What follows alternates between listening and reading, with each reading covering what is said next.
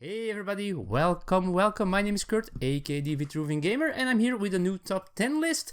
It has been a while, the end of 2024 folks, a year, as most of them, with a lot of ups and downs.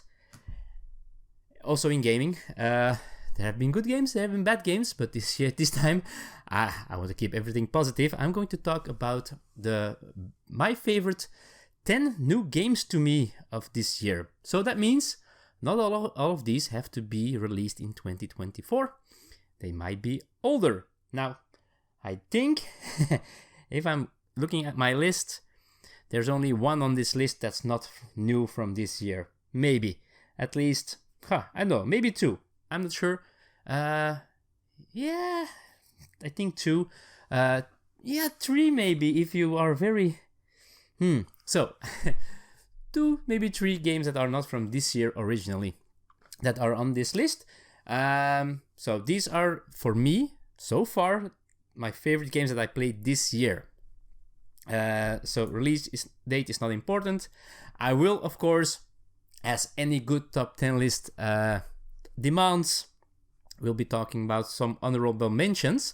First, I want to talk about at least the biggest surprise maybe of this year for me, and because it was a gamble when I bought it at Spiel this year, and it's a small cooperative game where you're trying to build a tower, the famous Tower of Bable, but your language keeps changing, so each player's language keeps changing. And I'm talking about Bable. This is a small Dutch design here, very funny. You start with some basic cards with basic words that everybody knows, but during the game, your words for different actions, they change, and so your language is changing, and you're trying to, other players are trying to give you commands to do certain stuff in the game, like building a part of the tower or getting more resources or whatever. And they will give you the word that they hope that you speak for that action. Super interesting, really hard. Haven't won this so far, so that's why it's so nice to have, and it keeps being interesting so far, so a very cool game.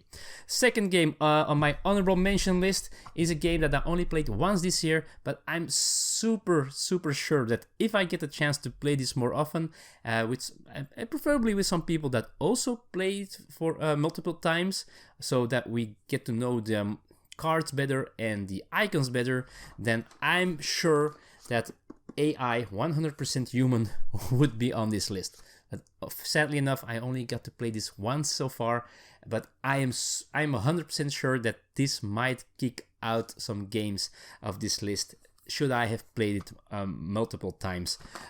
Super interesting, trying to find combos, drafting these cards that will score immediately, so you have to time them at the correct moment. Really cool drafting game and tableau building game. AI 100% human. Number 3 on the honorable mention list, very quickly, is a re-implementation or something like that of Seven Wonders Duel, and that's the Lord of the Rings Duel Battle for Middle-earth. This uses most of the known mechanisms of Seven Wonders Duel, but adds the Lord of the Rings theme to it.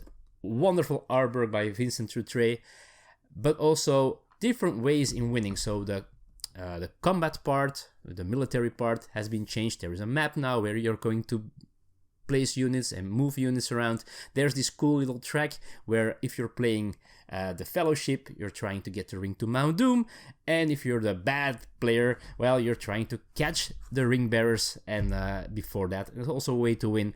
And you can also try to get alignment with, to get allied with all the different types of races and groups in the world of Middle-earth. Super good game.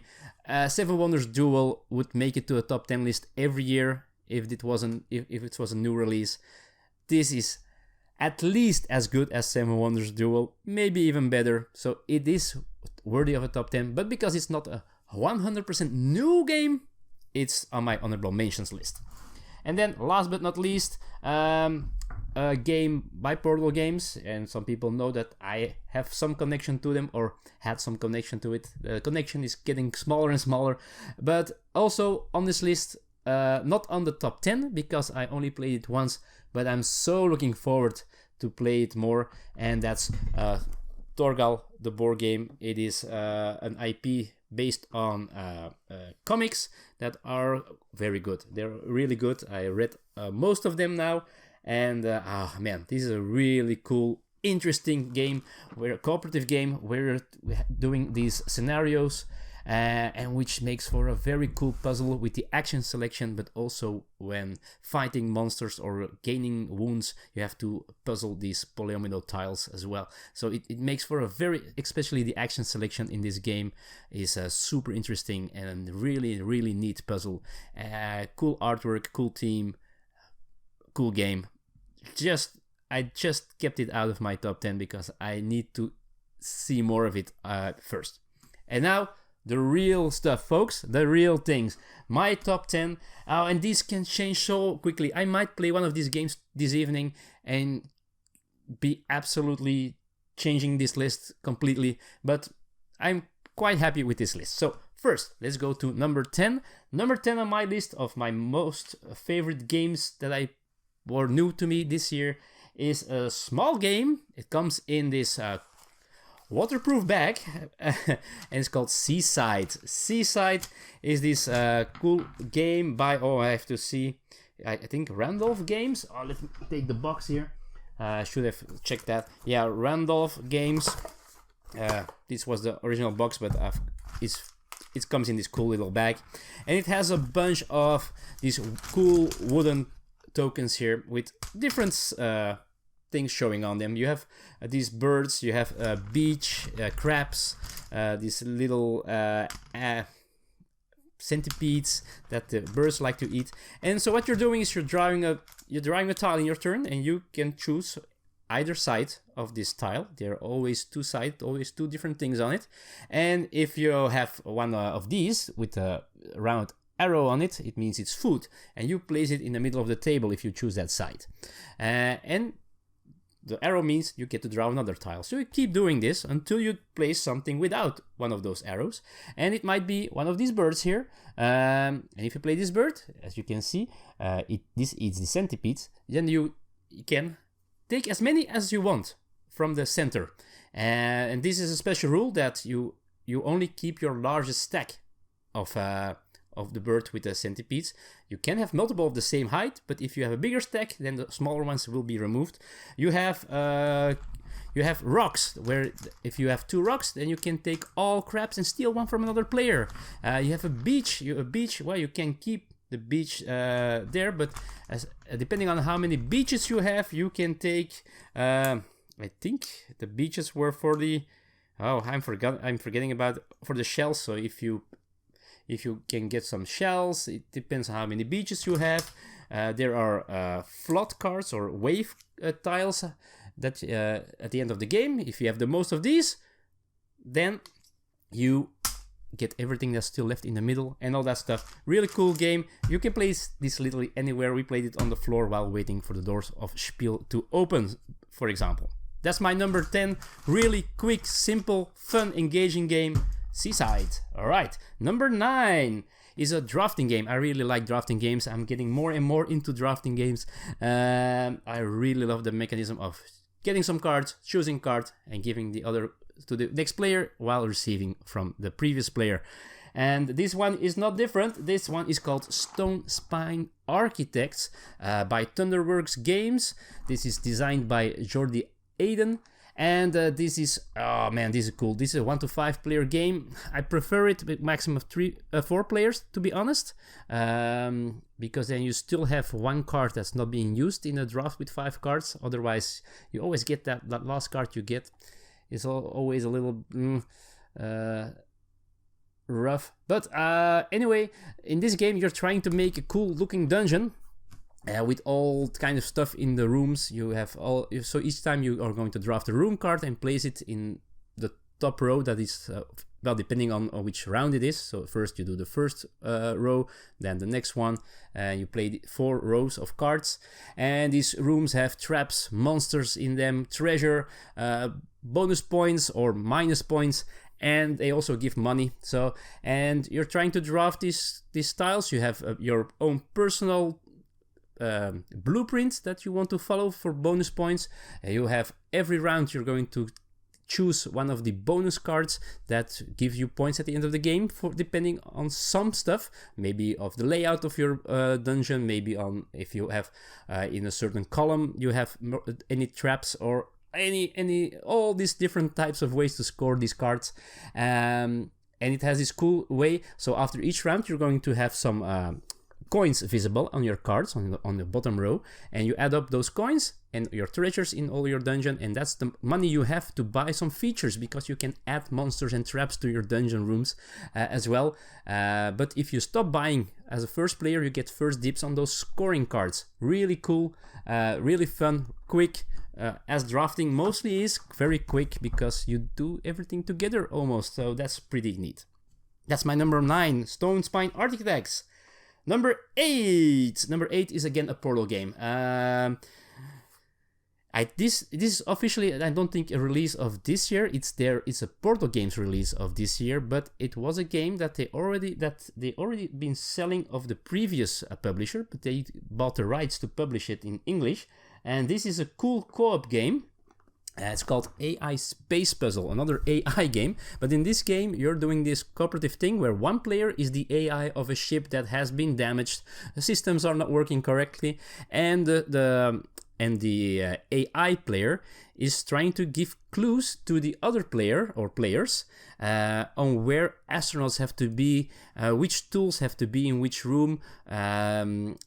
And they do that by placing these tiles with these symbols on them. So each scenario will give you a certain amount of these tokens, a certain amount of rounds, and a certain amount of actions every round the players can do, like moving and all that stuff. And replacing astronauts, and they're trying to figure out where everything has to be. And you can be, as an AI, you can be so creative with those few tiles that you're placing behind your screen, and then you reveal them, and other players are trying to figure out what you mean by the tokens that you placed in a certain way. You can stack them, they can overlap, you can turn them around, you can even flip them without any side showing. You can be as creative as you want. And by doing so, kind of create your own language with those tokens. Really cool game, AI Space Puzzle. We've only dabbled a little bit into it. We haven't gotten to the really hard stuff yet, but I'm looking forward to try and figure out all these puzzles. Really fun game. That's AI Space Puzzle. And then we go to my number 7, I believe. My number 7 is again not cooperative anymore. This is a game by the way, Space Puzzle is a game by Thomas Bolik. Of course, I have to mention that. Number 7 is a game, well, look at the cover. It has made a big splash this year. I've also seen it here being nominated for stuff in Belgium and all that stuff. This is Harmonies by Lillebut. Johan Benvenuto is the designer. In this game, you're trying to make these cool, harmonious areas where your animals have to live, and you do that by every turn taking these wooden cubes or tokens from a board. So you can always have different plates on that board to say something, to choose those tiles from. You get 3 each round, and you will be placing them on your own player board like this, and you're trying to make certain combinations, certain patterns that creatures, the animals, want to have as their place to live. And each time you manage to score one of those, to make one of those patterns, you will take a cube and put it on a certain token, as is mentioned on the card of the animal. And you can do multiple for one animal, and as soon as you have enough, the card will go aside and you have room for another card, and you can maximum have 4 of these animal cards that you're trying to build at one moment in time. So by finishing one card completely, you can draft a new one if you want. And the more you will do, or the more difficult ones you will make, the more points you will score. But as a little bit as in Cascadia, also your terrain tokens themselves will score depending on how you build them. So mountains, they want to be high, but they also want to be in a chain. You want to have at least 2 mountains next to each other as well, and the higher they are, the more they score. A river, if you make a long run of a river, then you will score more points. And houses, they want to be next to different types of terrain because you want to have a lot of opportunities when living there and all that stuff. Really cool puzzly game, and it looks wonderful as well. Harmonies, my number 7. And you might already noticed that a lot of these games are quite not that heavy. I don't think there will be a lot of heavy games or none on this list. Probably the most heavy game is I don't know, the ones that my honorable mention, AI 100% Human. This will be the hardest one, and Thorgal, but that's even debatable if it's a really heavy game.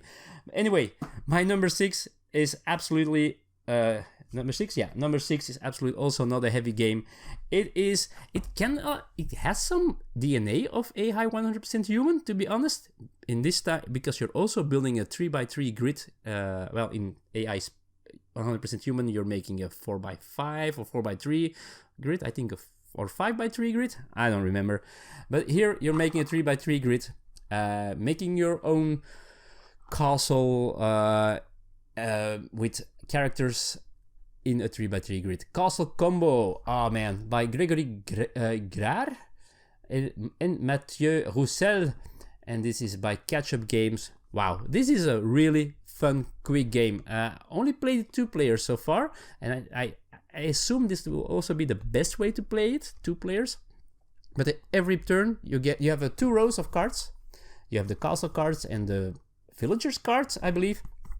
Each turn, if it's your turn, you're going to take one of those cards and place it in your grid, and you can spend keys to move this little token to the next row, so you can choose one of those cards, because you can only take a card from where that guy is, or you can use a key to remove all cards in that row and get 3 new ones to choose from. And they all have different things on them. They have these shields in different colors that are important, because every time you're going to draft a card, you're going to place it in your grid, and they have to be adjacent to a previously placed card, and then they will have immediately scoring opportunity. So they will score, for example, they will give you 1 key for each purple shield in your castle. And of course, in the beginning of the game, you won't have that many, but at the end of the game, you might get more. And they also will have a scoring ability for the end of the game. So for example, they might give you 4 points for each pair of purple and orange shields, or they will give you 3 points for every blue shield in their row. And so you're trying to build up your grid of 9 cards and hope to make as many points as possible. Super simple, but so fun. Super game, I love it. Castle Combo, a really good one for this year. One other game with cards starting with a C is my number 5. Also a C, and I think there will be another one with a C after that. This is was the first game of Playpunk, the publishing company of Antoine Bauza, who I love as a designer. But now he has a game of Paolo Mori, who also has a big pedigree, and Remo Consadori, and it's called Captain Flip. Super light game. This is a family game. Pure family game. Oh man, this is so fun. So you're having you will have this your ship here with different columns, with different spaces, and you're going to take the bag with all these tiles with characters on them. You're going to take one tile, and you're going to look at one side, and then you're going to decide either you're going to place that tile on your ship, or you're going to flip the tile, and then you have to place that side on the ship. And you don't know exactly what's coming, of course. You don't know what's on the back. And each character has their own scoring abilities, their own way of scoring. Sometimes it will work your way, sometimes it won't. There are these monkey tiles that you can flip an adjacent tile as well, so you can remember which ones you used, and maybe you still know what's on the other side, and maybe at that time it wasn't good, but now it is, and now you might move a monkey next to it, so you can flip the tile and score the other side again, because it will reactivate. You have the cook that will score 1 coin, which is points, for every character on their row.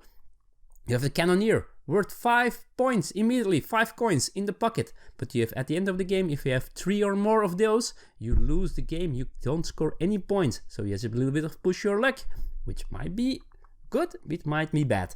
Oh man, but this is a great one. Super duper family game. Captain Flip, one of my most played games this year, for sure. Alright, number 4, as I told you already, it's also starting with the C. This is the smallest game of this list. Again, family style game, almost party-ish style of game. Just cards, only cards, nothing more than that. It's called Cabanga. Now, this is also one that I don't know is from 2024. It might be older, but it was now really well available to buy here. Cabanga, I bought it because Stephen Buonocore of... mentioned it in a couple of podcasts. This is a 3 to 6 player game by Michael Modler and Amigo Games in my version, and there might be different versions out there. This is the German version, but it is completely language independent. And in this game you have these 4 colors of cards, and each color will have 2 kind of discard piles, and each time it's your turn, you're going to play a card on one of these discard piles. But if there is a difference between the left and the right number of the same color, for example, a 7 and you have a 7 one there, you're placing a 10 on the other pile, there's still room for numbers 8 and 9. If another player has the 8 or the 9 in that color, they can shout Cabanga and throw it at you. Well, not trying to hurt anybody, but they can, and then you have to draw a new card. For each card that gets Cabanga'd in your face, you'd have to draw a new card, and the goal is to get all the cards out of your hand. Super simple, super fun. And the first time I played it, I thought this has no strategy at all, or this is just pure luck based, but there's more to it, and it's super duper fun. Cabanga, oh, I recommend it. Awesome game. My number 4 of this year, so for a small card game being number 4, very cool. Alright, number 3.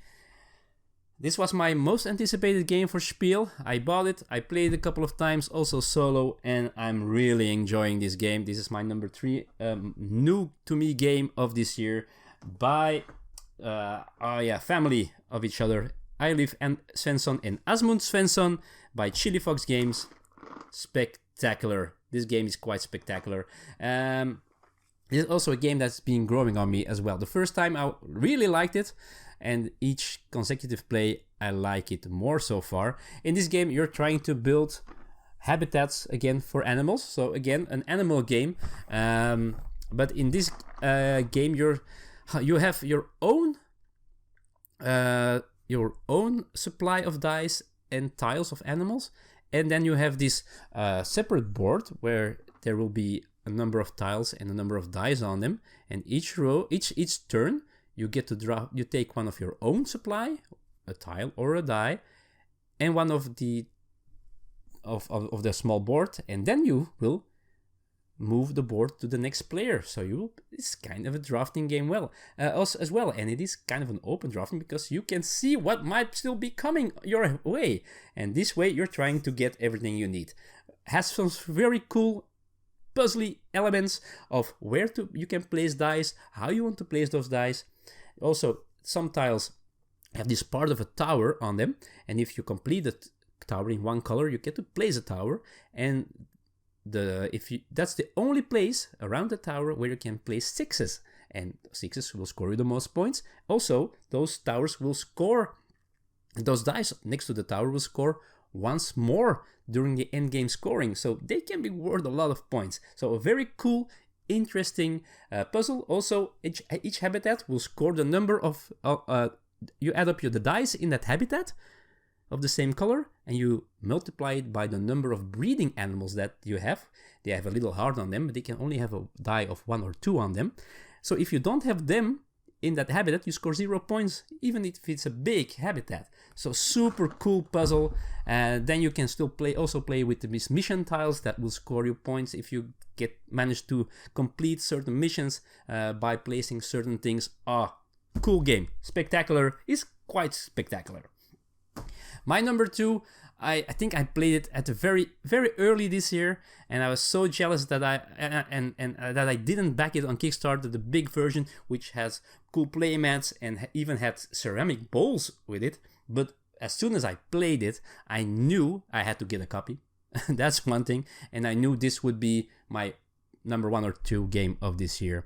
And it made to number 2. One game a little bit after that managed to even surprise me more. But the game that I'm talking about now is a game by Josh Wood and AEG.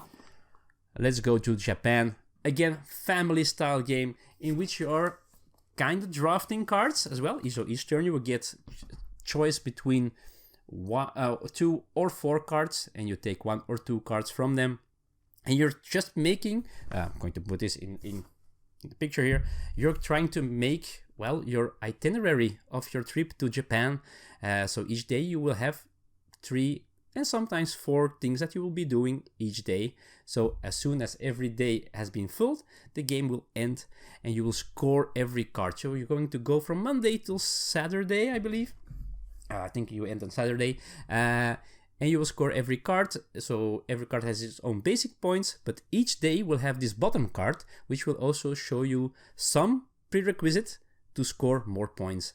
And oh boy, this is such a cool... The game is gorgeous, first of all. I think a lot of people bought it because of the artist, and I'm looking for the artist's name.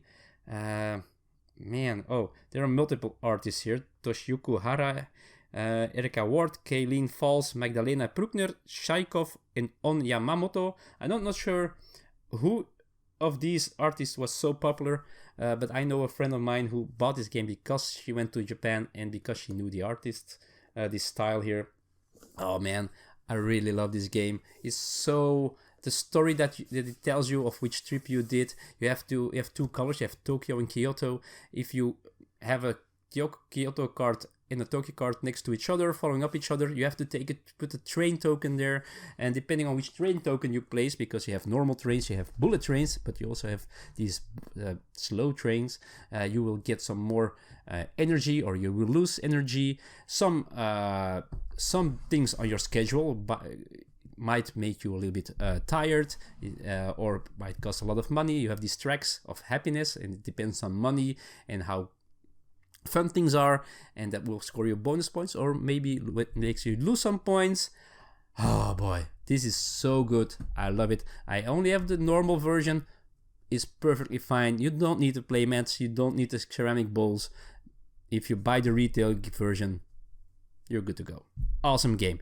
All right, time for my number 1. I played this game at a convention, and this game I think is from 2023, but I played this at a convention with my sister and 2 people that we didn't know, and I had such a blast. That's the word for this game. Blast. So much fun. The story he told, the things that happened in one game made me back this game. So I was so lucky that they just... After I played it, there was a new Kickstarter on, new crowdfunding on Kickstarter to get the standalone expansion, but also the, as they call it, the Maximum Chrome edition of Thunder Road Vendetta by Restoration Games. I'm not sure it has a designer on it because it's an old game. So I might... Oh man, game design Dave Schalker and Brett Myers, but this is a typical restoration game. So there used to be a game called Thunder Road. They changed it, they improved it, they pimped it, and they made this thing that, it had been years since I played a game that blew me away like this, that made me have fun in a way like this. In this game, you're each are controlling 3 cars, a small, a medium, and a large one. And you're racing in this Mad Max stylish world on these roads with all kinds of hazards, oil slacks, just road, desert.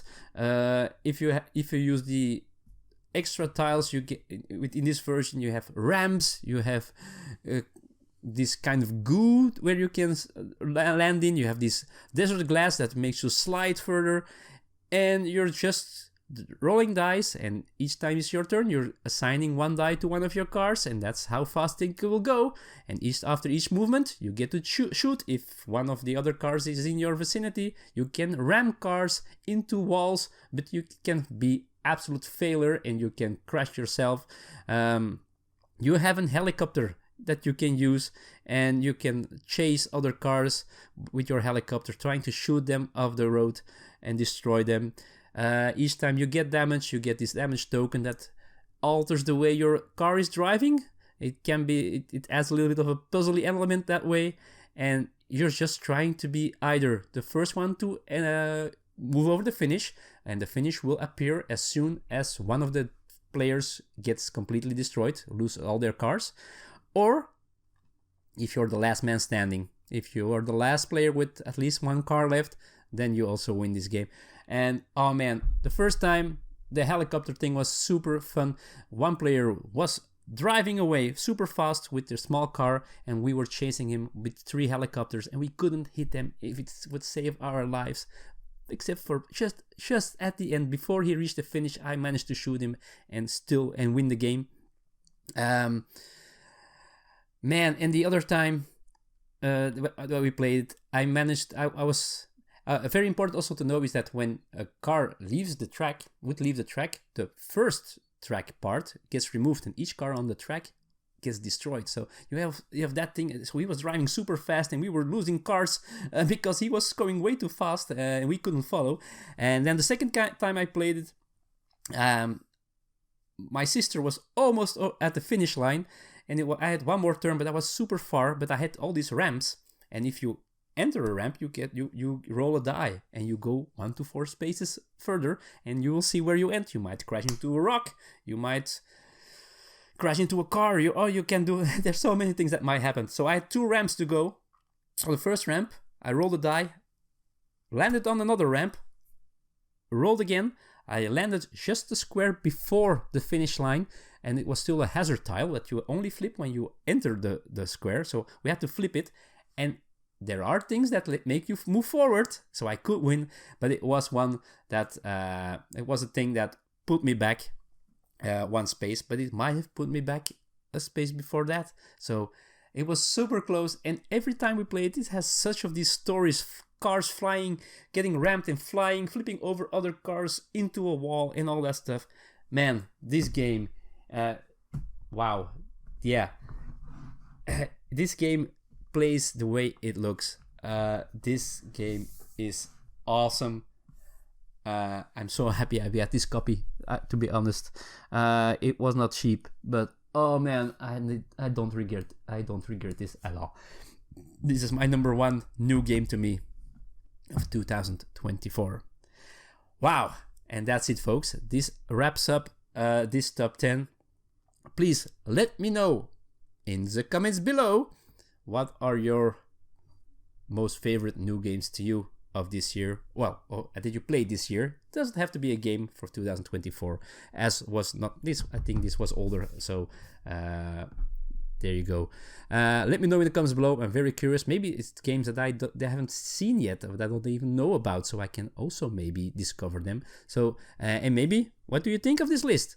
Are there some things that you agree or not agree with? Let me know downstairs in the comments. And if you feel like doing so, you can always give me a nice thumbs up, or even a subscribe. And then we can see each other again in a new video later this weeks, days, months, who knows.